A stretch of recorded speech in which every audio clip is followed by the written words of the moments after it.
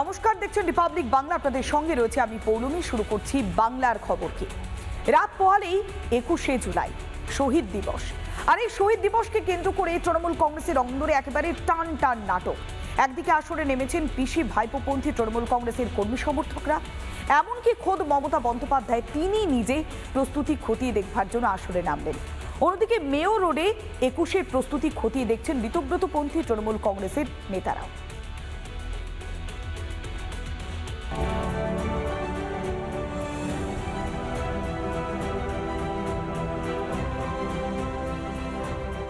আগামীকাল 21শে জুলাই।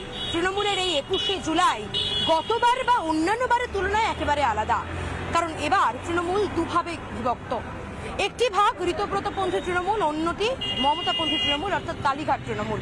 কালীঘাট তৃণমূলের পক্ষ থেকে একাডেমি অফ ফাইন আর্টস অর্থাৎ বিড়লা প্ল্যানেটোরিয়ামে অনন্ত দূরে সেখানে মঞ্চ বাঁধা হয়েছে। সেই মঞ্চই আজকে পরিদর্শন করেন মমতাপন্থী তৃণমূলের সুপ্রিমো মমতা বন্দ্যোপাধ্যায়। এছাড়াও একাধিক কর্মী সমর্থকরা ছিলেন বৈশ্বনাথ চট্টোপাধ্যায়, কুণাল ঘোষ, দোলা সেন সহ এক ঝাঁক নেতৃত্ব। ঋতব্রতপন্থী যে শিবির বা বিদ্রোহী শিবির, তারা মেয়র রোডে ইতিমধ্যে তাদের যে মঞ্চ, সেই মঞ্চ প্রস্তুত পুরোপুরি একদম তেরেঙ্গা দিয়ে বা কমল গেরুয়া সাদা সবুজ রঙের করা হয়েছে এবং সমস্ত পুরো মঞ্চ জুড়ে তৃণমূলের যে পতাকা সেই পতাকাই লাগানো হবে। এছাড়াও ত্রিপল দেওয়া হয়েছে যাতে বৃষ্টির মধ্যেও যারা কর্মী সমর্থকরা আসবেন তারা বসতে পারেন। অন্যদিকে এই মঞ্চে শহীদ কারা থাকবেন, শহীদদের পরিবার কারা থাকবেন, শহীদ পরিবার কারা থাকবেন সেই নিয়ে কিন্তু এখনো পর্যন্ত একেবারে বলা যেতে পারে দ্বন্দ্ব তুঙ্গে। মমতা ব্যানার্জি, অভিষেক ব্যানার্জিকে আমি বলি যে আপনারা বলছেন যা বলুন, আপনাদের চমকানিতে সিপিএম চমকাবে, বিজেপি চমকাবে, মদন মিত্র চমকাবে না। অভিষেক, আপনি তো ক্রিমিনাল, আপনি তো মার্ডারার, আপনি তো পয়সা দিয়ে মার্ডার করেন, আপনি তো সুপারি দিয়ে মার্ডার করেন। You are having a criminal instinct. ইতিমধ্যে দেখা যাচ্ছে তৃণমূলের যে সমস্ত পতাকাগুলো রয়েছে সেই পতাকা আনা হয়েছে মেয়র রোডে। খুব উল্লেখযোগ্যভাবে এই পতাকায়, এই তৃণমূলের পতাকায় দুটি আলাদা আলাদা পৃথক পৃথক মঞ্চে ব্যবহার হতে চলেছে এবং একটি মেয়র রোড এবং অন্যটি মমতাপন্থী যে শিবির বা মঞ্চ সেখানে লাগানো হবে। আগামীকাল 21শে জুলাই হবে তৃণমূলের পক্ষ থেকে দু ভাগে, অর্থাৎ ভালো তৃণমূল এবং কালীঘাটের তৃণমূল। এখন দেখার বিষয় যে মমতাপন্থী তৃণমূলের এই 21শে জুলাইয়ের মঞ্চে ঠিক কত কর্মী সমর্থকরা আসে। মমতা বন্দ্যোপাধ্যায় তিনি আগামীকাল সকাল 11টায় সকল কর্মী সমর্থকদের আসার আহ্বান জানিয়েছেন এই একাডেমি অফ ফাইন আর্টসের সামনে যে 21শে জুলাইয়ের মঞ্চ বাঁধা হয়েছে সেখানে। রিপাবলিক বাংলা, কলকাতা। 21শে জুলাই শহীদ দিবস। আর এই শহীদ দিবস পালন করবার জন্য তৃণমূল কংগ্রেসের অন্দরে যেমন টান টান নাটক চলছে, অন্যদিকে কংগ্রেসের পক্ষ থেকেও এই শহীদ স্মরণের এবার প্রস্তুতিও নেওয়া হয়েছে। আর এর মাঝেই বড় সিদ্ধান্তের কথা জানিয়ে দিয়েছেন মুখ্যমন্ত্রী শুভেন্দু অধিকারী। কেননা যে সমস্ত পরিবার তারা তাদের পরিজনদেরকে হারিয়েছে, যারা শহীদ হয়েছে, যারা আহত হয়েছে, তাদের পরিবার নতুন করে এফআইআর করতে পারবে সেই সুযোগ করে দিচ্ছে রাজ্য সরকার। এবং দীর্ঘদিন ধরে এই যে শহীদ স্মরণের যে অনুষ্ঠানের আয়োজন করা হয় তখন গালভরা কথা বলতেন মমতা বন্দ্যোপাধ্যায়, কিন্তু যে কমিশন তৈরি করা হয়েছিল 15 বছর ধরে সেই কমিশনের রিপোর্ট সামনে আসেনি। তবে সেই রিপোর্ট আজ সামনে এনেছেন মুখ্যমন্ত্রী শুভেন্দু অধিকারী। একই সঙ্গে কমিশনের রিপোর্ট অনুযায়ী তিনি বলছেন যারা কমিশনের সুপারিশ মেনে যে ক্ষতিপূরণগুলোর কথা ঘোষণা করা হয়েছিল সেই ক্ষতিপূরণ যদি দাবি করে পরিবার, সেই অনুযায়ী ক্ষতিপূরণ দেবে সরকার।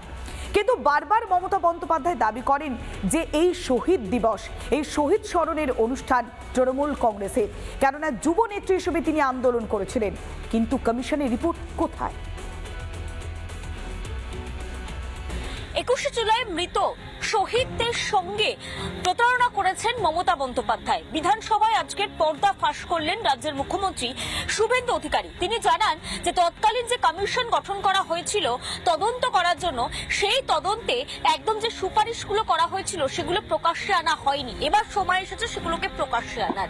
জানানো হয়েছে সেই কমিশন সুপারিশ করেছিল যে যারা শহীদ হয়েছেন, যারা মৃত, সেই মৃতদের পরিবার পিছু 25 লক্ষ করে টাকা এবং যারা আহত হয়েছে তাদেরকে 5 লক্ষ করে টাকা দেওয়ার জন্য, কিন্তু মমতা বন্দ্যোপাধ্যায় তিনি পরিবারগুলোকে 2 লক্ষ টাকা, যারা মারা গিয়েছিলেন, শহীদ হয়েছিলেন এবং যারা আহত হয়েছিলেন তাদেরকে 15,000 টাকা দিয়েই কার্যত সেই সময় দায় সেরেছিলেন। যে 12 জনকে পোস্টমর্টমের পরে চিহ্নিত করা হয়েছে তাদের প্রত্যেককে 25 লক্ষ করে টাকা আর আহতদের 5 লক্ষ করে টাকা দেওয়ার সুপারিশ করছে। কি করেছেন আপনারা?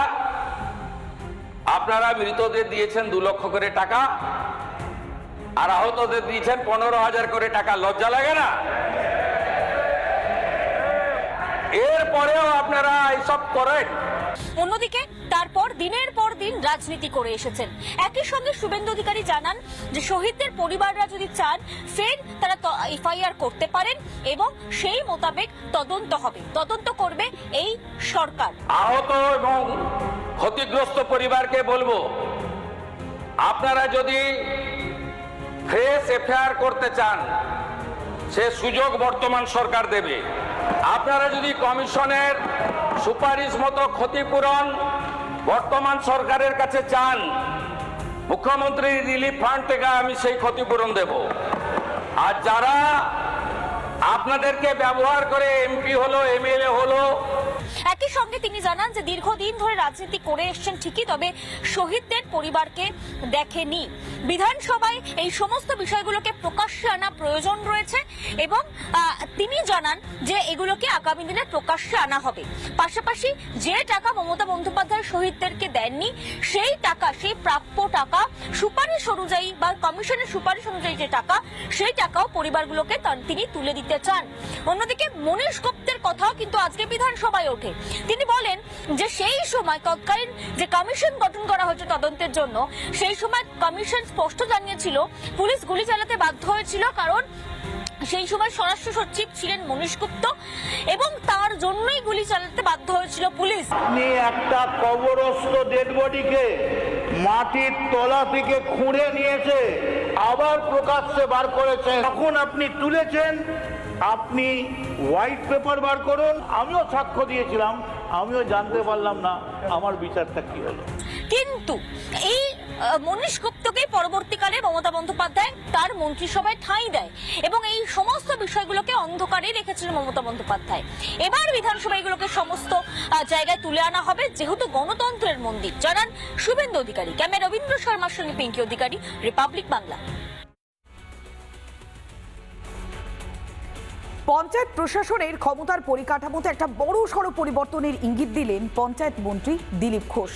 তিনি স্পষ্ট জানালেন যে খুব শীঘ্রই বিল আসছে, একই সঙ্গে পঞ্চায়েত প্রধানদের সইয়ে আর কোনো কাজ হবে না। এবার ক্ষমতা যাচ্ছে সরকারি আধিকারিকদের কাছে। পঞ্চায়েত প্রধানদের হাত থেকে ক্ষমতা কেড়ে নিতে চাইছে নতুন সরকারের পঞ্চায়েত দপ্তর, এবং এর পেছনে একটা নির্দিষ্ট কারণও রয়েছে। কারণ পঞ্চায়েত স্তরে মানুষরা সুযোগ সুবিধা তারা পাচ্ছেন না। একাধিক পঞ্চায়েতের প্রধান তারা পঞ্চায়েতে আসছেন না, কাজ হচ্ছে না। জেলা পরিষদে যাচ্ছেন না, কাজ হচ্ছে না। কেন্দ্র থেকে পাঠানো টাকা ফেরত যাওয়ার মতন পরিস্থিতি তৈরি হয়েছে। কেন তারা আসছেন না? অনেকেই বলছেন যে এর পেছনেও রাজনীতি রয়েছে, যাতে মানুষ পরিষেবা না পায় বিজেপির কাছ থেকে বা বিজেপির সরকারের কাছ থেকে, সেই কারণে এই চক্রান্ত চলছে। তাই পঞ্চায়েত প্রধানের হাতে যে ক্ষমতা ছিল, যে টাকা খরচ করার, নতুন আইন এনে সেই টাকা খরচের ক্ষমতা সরকার নিজের হাতে রাখবে। অর্থাৎ সরকার এবং সাধারণ মানুষ, এর মাঝখানে আর কেউ থাকবে না। সাধারণ মানুষের যে প্রাপ্য টাকা, সেটা সরাসরি তাদেরকে সরকার পৌঁছে দেবে। বলা হলো যে নাকি আমলাতন্ত্র চলবে না। একমাত্র পশ্চিমবঙ্গ যেখানে পঞ্চায়েতি রাজের মধ্যে পঞ্চায়েতি প্রধানদেরকে বিল সই করার অধিকার দেওয়া হয়েছে, আর্থিক ক্ষমতা দেওয়া হয়েছে। ভারতবর্ষের কোথাও পঞ্চায়েত রাজের মধ্যে অধিকার নাই। তাই পশ্চিমবাংলায় পঞ্চায়েতের মধ্যে এত হিংসা, এত চুরি, এত মারামারি। আমরা এর পরিবর্তন করব। এই সপ্তাহে বিল আনবো, প্রধানদের হাত থেকে এই সিগনেটারি ক্ষমতা কেড়ে নেব, সেক্রেটারিকে ক্ষমতা দেবো। সুতরাং এটা করলে যেটা হবে সেটা হচ্ছে পঞ্চায়েত দপ্তরের যে নতুন আইন, সেই আইনের একটা বদল আনতে হবে এবং বদল এনে এই পঞ্চায়েত প্রধানদের হাতে ক্ষমতা এবং তাদের এই বাড়বাড়ন্তটা আটকানো যাবে বলে মনে করছেন পঞ্চায়েত মন্ত্রী। ক্যামেরা দেবব্রত বসুর সাথে অনুপম পাত্র, রিপাবলিক বাংলা, কলকাতা। বর্তমানে থমকে রয়েছে গ্রামীণ এলাকার কাজ। মূলত জনপ্রতিনিধিদের গড়হাজিরার কারণে একের পর এক কেন্দ্রীয় সরকারি প্রকল্প মুখ থুবড়ে পড়েছে। যে কাজগুলো এখনো পর্যন্ত স্তব্ধ হয়ে রয়েছে তাদের মধ্যে অন্যতম হচ্ছে 125 দিনের কাজ। তবে এবার গ্রাম বাংলার বুকে উন্নয়ন করবার জন্য বদ্ধপরিকর কেন্দ্র। সেই কারণে এবার উচ্চ পদস্থ আধিকারিকরা, কেন্দ্রীয় গ্রামোন্নয়ন মন্ত্রকের যে উচ্চ পদস্থ আধিকারিকরা তারা অবিলম্বে বাংলায় আসছে। পরিস্থিতি তারা সরেজমিনে খতিয়ে দেখবেন।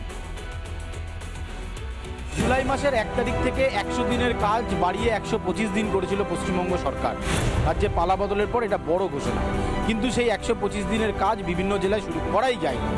এর মধ্যে জেলা স্তরের আধিকারিকদের প্রশিক্ষণ দিতে দিল্লি থেকে আধিকারিকরা আসছেন, যেখানে পঞ্চায়েত স্তরে গিয়ে একেবারে প্রশিক্ষণ দেওয়া হবে। বিশ্ব বাংলা কনভেনশন সেন্টারে এই প্রশিক্ষণ শিবির চলবে।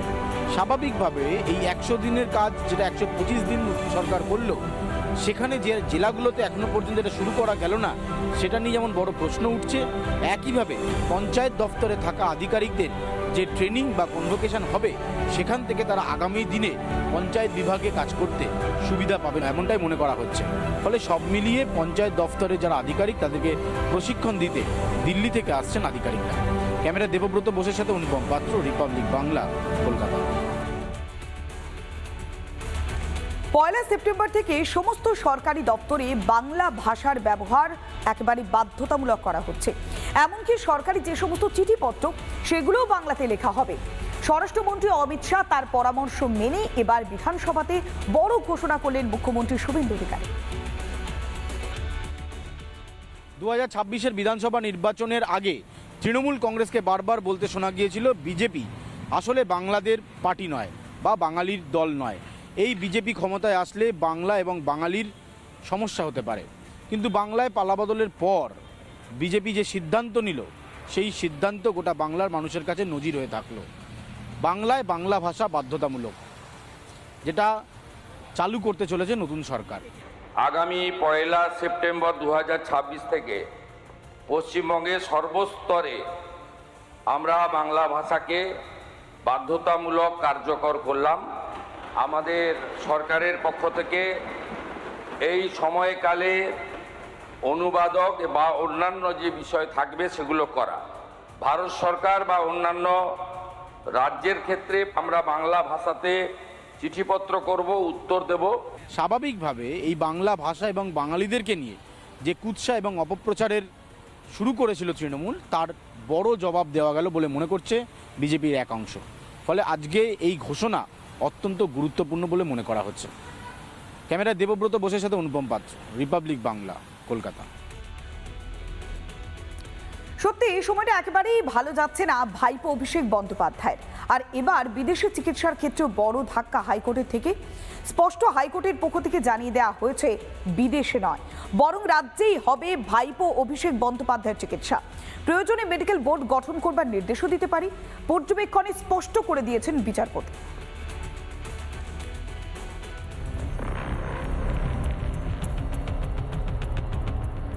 চিকিৎসার জন্য বিদেশ এখনই নয়, রাজ্যেই চিকিৎসা করানোর পরামর্শ কলকাতা হাইকোর্টের। বিচারপতি সৌগত ভট্টাচার্যর এজলাসে আজ ডিজে মামলার শুনানি উঠলে সেক্ষেত্রে অভিষেক বন্দ্যোপাধ্যায়ের আইনজীবীর তরফে জানানো হয় তিনি তদন্তে সহযোগিতা করছেন। তিনি গলার নমুনা দিতে গেছিলেন এবং পরবর্তীকালে কলকাতা হাইকোর্ট নির্দেশ দিয়েছে তার রক্ষা কবচের মেয়াদ যেরকম বাড়িয়ে বাড়ানো হয়েছে এবং পাশাপাশি এই তদন্ত তাড়াতাড়ি শেষ করার নির্দেশ দেওয়া হয়েছে রাজ্যকে। সেই মামলারই শুনানি চলাকালীন তার বিদেশ যাত্রার বিষয়টি উঠে আসলে সেক্ষেত্রে আদালতে স্পষ্ট পরামর্শ বিদেশ এখনই নয়, রাজ্যেই চিকিৎসা করান।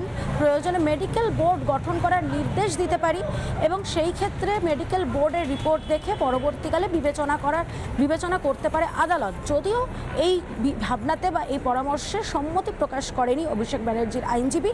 তিনি পাল্টা জানান আমাদের এই বিষয়ে ভাবতে হবে। যদিও বিদেশ যাত্রা সংক্রান্ত যে মামলা, সেই মামলার শুনানি আগামী দিনে হবে এমনটাই আশ্বাস দিয়েছে কলকাতা হাইকোর্ট। কোর্টকে সাধুবাদ জানাবো। কোর্ট জানেন ওনার নেতৃত্বে স্বাস্থ্য পরিষেবাটাকে কোথায় নিয়ে গেছিলেন, সেবাশ্রয়ের নামে মানুষের পা পর্যন্ত বাদ গেছে। আমরা সেটা ওনার হতে দেব না। আমরা এবং বাংলার মুখ্যমন্ত্রী শুভেন্দু অধিকারী মহাশয়ের নেতৃত্বে আপনার সরকার, আপনার পাশে সকলে আমরা আছি।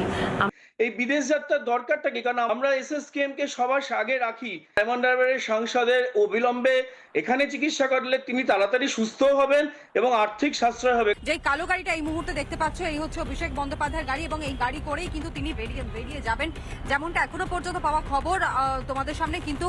কিন্তু দেখা যাচ্ছে যে অভিষেক আপনি কি যাচ্ছেন এসএসকেএম? অভিষেক আপনি এসএসকেএম যাচ্ছেন কি? হাইকোর্টের পরামর্শ নিয়ে কি আপনি এসএসকেএম যাচ্ছেন? অভিষেক এসএসকেএম যাচ্ছেন আপনি? একটু কথা বলতে দিন, উনি তো জনপ্রতিনিধি, আমরা তো সাংবাদিক হিসেবে প্রশ্ন করছি। এসএসকেএম যাচ্ছেন অভিষেক? দেখো, তিনি এখান থেকে পালিয়ে যাওয়ার চেষ্টা করলেন, কোনো উত্তর কিন্তু তিনি দিলেন না। তবে যে ছবিটা আমরা দেখতে পাচ্ছি মমতা বন্দ্যোপাধ্যায়ের বাড়ির দিকেই কিন্তু এই মুহূর্তে অভিষেক বন্দ্যোপাধ্যায় তিনি বেরিয়ে গেলেন। মমতা বন্দ্যোপাধ্যায়ের সঙ্গে দেখা করবার পর তিনি এসএসকেএম যাবেন কিনা সেটা কিন্তু এই মুহূর্তে সব থেকে বড় প্রশ্ন।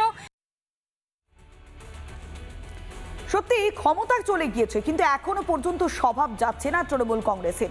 এবার আগ্নেয়াস্ত্র দেখিয়ে মায়ের নামে পাট্টা জমি লিখিয়ে নেওয়ার অভিযোগ। বাঁকুড়াতে গ্রেপ্তার হয়েছে তৃণমূল কংগ্রেসের নেতা রাজু সিং। বারিকুল থানার পুলিশ তাকে গ্রেপ্তার করেছে। মাথায় আগ্নেয়াস্ত্র ঠেকিয়ে হস্তান্তরের অযোগ্য পাট্টা জমি নিজের মায়ের নামে জোর করে লিখিয়ে নেওয়ার অভিযোগে গ্রেপ্তার বাঁকুড়ার জঙ্গলমহলের দাপুটে এবং প্রভাবশালী তৃণমূল নেতা রাজু সিং। যেটা অভিযোগ উঠে আসছে যে বাঁকুড়ার বারিকুল থানার অন্তর্গত একজন বাসিন্দা বারিকুল থানায় লিখিত অভিযোগ করেন তার 33 শতক পাট্টা জমি এই রাজু সিং জোর করে তার মাথায় আগ্নেয়াস্ত্র ঠেকিয়ে তার মায়ের নামে লিখিয়ে নিয়েছে, এমনটাই অভিযোগ।